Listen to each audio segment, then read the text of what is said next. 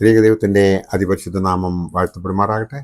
കർത്താവിൽ പ്രിയ വിശ്വാസികളുടെ സമൂഹമായ കുഞ്ഞുങ്ങളെ, നിങ്ങളെ ഏവരെയും പ്രഭാതഭജനത്തിലേക്ക് വളരെ വിനീതമായി സ്വാഗതം ചെയ്യുന്നു. ഇന്ന് ഈ വർഷത്തെ 355 ദിവസം, ഈ വർഷത്തെ 21 ദിവസം. നമ്മൾ ഏവരും ആ 25 തീയതിക്ക് വളരെ ആകാംക്ഷയോടുകൂടി കാത്തിരിക്കുന്നു. കാരണം നമുക്കെല്ലാവർക്കും ആഘോഷിക്കണം. എന്നാൽ ഈ കഴിഞ്ഞ 20 ദിവസങ്ങൾ, അതായത് ഇന്നത്തെ 21 ദിവസം, നമ്മൾ യഥാർത്ഥത്തിൽ ആ 25 നോമ്പ് നോക്കിക്കൊണ്ടിരുന്നതിന് ശേഷം നോക്കിക്കൊണ്ടാണോ നമ്മൾ നമ്മുടെ കർത്താവായ യേശു കുഞ്ഞിൻ്റെ ആ ജനനത്തിന് വേണ്ടി നമ്മൾ പ്രത്യാശയോടുകൂടി കാത്തിരിക്കുന്നത് എന്ന് ഒന്ന് ചോദിക്കുന്നത് നല്ലതായിരിക്കും. നാം ഓരോരുത്തരും ആഘോഷങ്ങളുടെ പുറകെ ഓടി നടക്കുന്നവരാണ്. എന്നാൽ നാം അതിനു വേണ്ടിയിട്ട് തയ്യാറായാണോ നമ്മൾ അവിടെ ചെല്ലുന്നത് എന്ന് ഓർക്കുക. യേശു കുഞ്ഞ് നമ്മുടെ ഹൃദയത്തിൽ ജനിക്കുന്ന അന്ന് നമ്മൾ ഓരോരുത്തരും നല്ല ഒരു ക്രിസ്ത്യാനിയായി മാറും എന്നതിന് രണ്ട് അഭിപ്രായം ഉണ്ടാകുകയില്ല.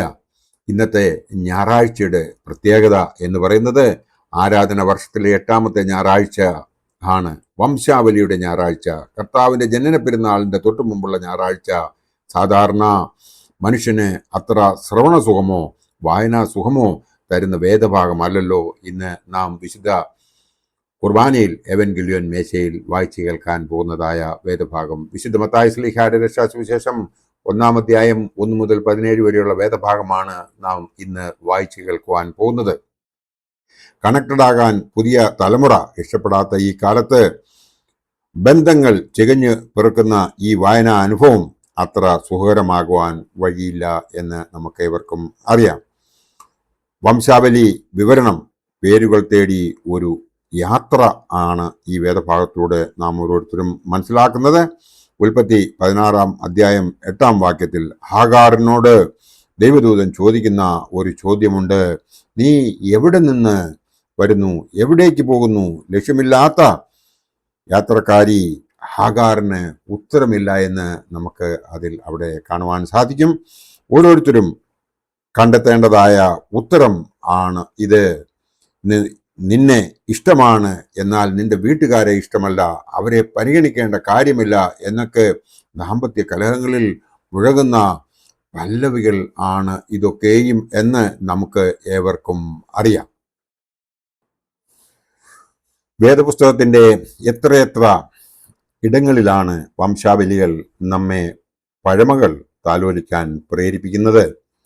മതങ്ങളുടെ തണൽ മാതാപിതാക്കളുടെ വെയിലാണെന്ന് നമ്മുടെ കുഞ്ഞുങ്ങളോട് നിരന്തരം ഓർപ്പിക്കേണ്ടതുണ്ട്.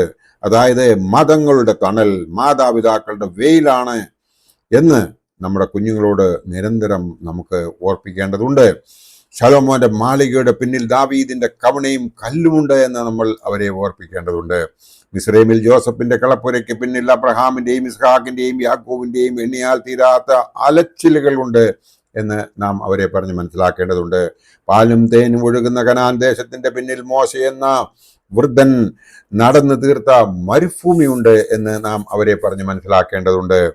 സങ്കീർത്തനങ്ങളുടെ ശ്രുതി ഭംഗിക്ക് പിന്നിൽ യഹൂദ മരുഭൂമിയിൽ ഒരു വേട്ടമൃഗത്തെ പോലെ ശൗലിനെ പേടിച്ചോടി നടന്ന ദാവീദിന്റെ ഗദ്ഗതമുണ്ട് എന്ന് നമ്മൾ മനസ്സിലാക്കേണ്ടതുണ്ട്. ശമൂവേൽ പ്രവാചകന്റെ അനുഗ്രഹീതമായ പ്രവാചക നിയോഗത്തിന്റെ പിന്നിൽ ഹന്ന എന്ന പാപം സ്ത്രീയുടെ സ്വന്തം വീട്ടിൽ നിന്ന് പോലും അനുഭവിച്ച അവഗണനയുടെ കഥയുണ്ട്, ആ കയ്പുണ്ട് എന്ന് നമ്മൾ മനസ്സിലാക്കേണ്ടതുണ്ട്. പഴയ നിയമവും സങ്കീർത്തനങ്ങളും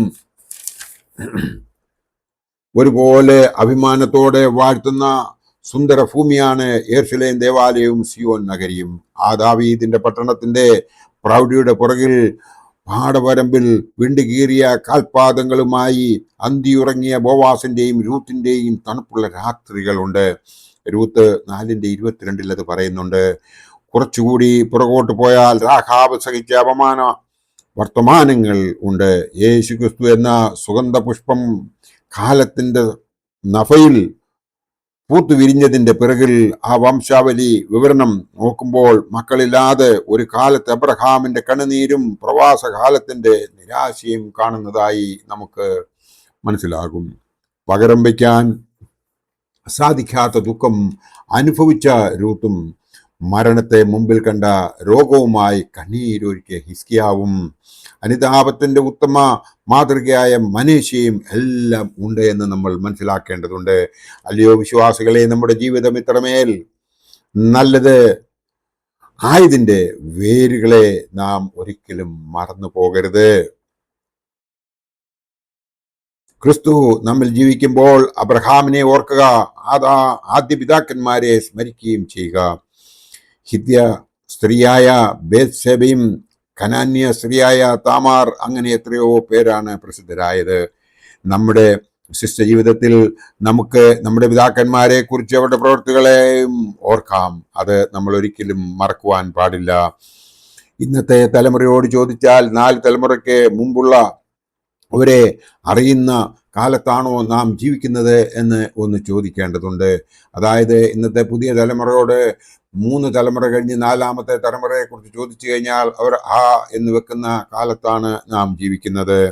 നമ്മുടെ കുഞ്ഞുങ്ങളെ നമ്മുടെ വംശാവലിയെക്കുറിച്ച് ബോധവാന്മാരാക്കുക എന്നത് നല്ല ഒരു കുടുംബത്തെ കെട്ടിപ്പടുക്കുന്നതിന് സഹായിക്കുമെന്ന് മാത്രം ഈ അവസരത്തിൽ ഓർപ്പിച്ചുകൊണ്ട് എൻ്റെ വാക്കുകൾ ഇവിടെ ഉപസംഹരിക്കട്ടെ. ദൈവം നമ്മളെ എല്ലാവരെയും അനുഗ്രഹിക്കട്ടെ. നല്ല ഒരു ഞായറാഴ്ച നിങ്ങൾക്ക് എല്ലാവർക്കും ഞാൻ ആശംസിക്കുന്നു. Happy Sunday. ദൈവം നമ്മളെ എല്ലാവരെയും അനുഗ്രഹിക്കട്ടെ. നന്ദി, നമസ്കാരം.